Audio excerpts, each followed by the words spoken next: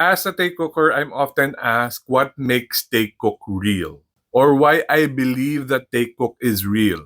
Ito lang masasabi ko sa inyo, try watching their latest Weavers live and try to look at JK and V. Notice their body language. Kasi when I watched this, kahit hindi ko siya naintindihan, meron akong naramdaman. May LQ na naman. Okay, syempre, this is not confirmed, okay, and let's focus on the bigger picture here. I'm happy that they're all together, laughing and joking around. But of course, as a Tay cooker, syempre si Jungkook and si V ang nanotice ko.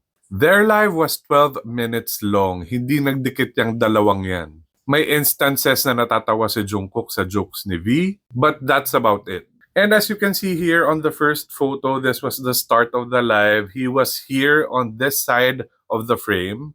And towards the end, pumunta na siya dito sa kabilang side. So, dinaanan niya si Jungkook.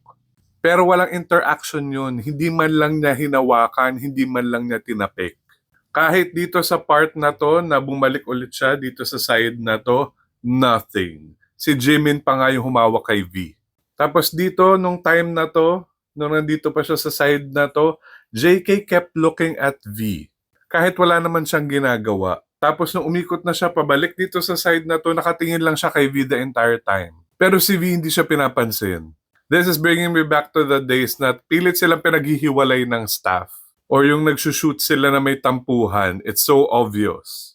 So again, doon sa mga nagtatanong kung bakit naniniwala ako sa Tay cook, watch this live.